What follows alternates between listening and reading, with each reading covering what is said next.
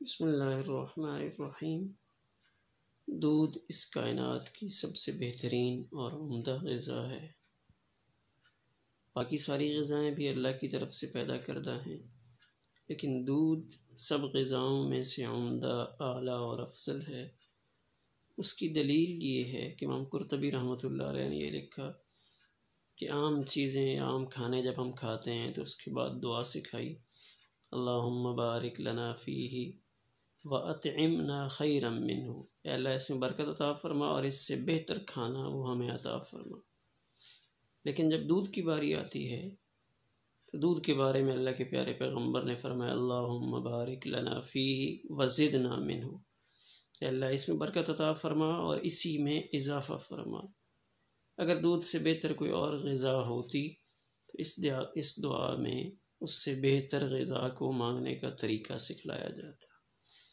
اور اللہ نے ہر انسان کی پہلی غذا وہ دودھ رکھی ہے کہ انسان کی اولاد، انسان جب بھی پیدا ہوتا ہے تو ابتدائی پرورش اس کی دودھ سے ہوتی ہے۔ اسی طرح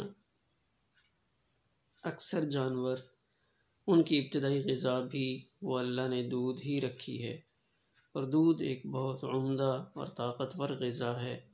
حضور صلی اللہ علیہ وسلم دودھ کا انکار نہیں فرماتے تھے، خصوصاً میدان عرفات میں جب خواتین میں تھوڑا سا اختلاف ہوا کہ آج آپ روزے سے ہیں یا نہیں، تو اس کا پتہ چلانے کے لیے آپ کی چچی حضرت ام الفضل رضی اللہ تعالی عنہ نے یہ طریقہ اختیار کیا کہ ایک پیالے میں دودھ ڈال کر آپ کے پاس بھجوایا کہ پتہ چلے گا روزہ ہے یا نہیں۔ اگر آپ نوش فرما لیں گے تو پتہ چل جائے گا کہ روزہ نہیں ہے، لیکن اگر آپ نے نوش نہ فرمایا تو پتہ چل جائے گا کہ آپ روزے سے ہیں۔ اور جب وہ پیالہ آپ کے پاس پہنچا تو آپ نے اس دودھ کو نوش فرما لیا۔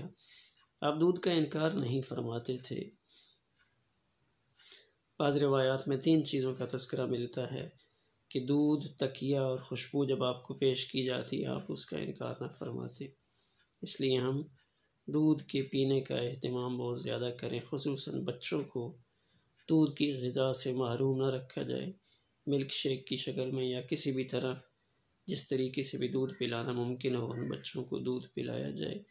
بڑی عمر کے افراد، نوجوان افراد بھی اللہ کی اس دی ہوئی عمدہ ترین نعمت کا کہ سورۃ نحل میں اللہ نے اس کی قدرت اور کاریگری کا ذکر فرمایا کہ ہم تمہیں سیراب کرتے ہیں دودھ سے، اور وہ دودھ جانور کی غذا میں سے گوبر اور خون کے درمیان سے نکلتا ہے۔ یہ اللہ کی ایسی بہترین کاریگری ہے کہ دنیا کی کوئی مشینری شاید اس طرح کام نہ کر سکے۔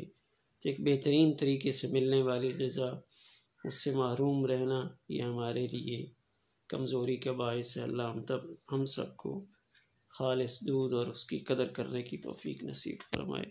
السلام علیکم ورحمۃ اللہ۔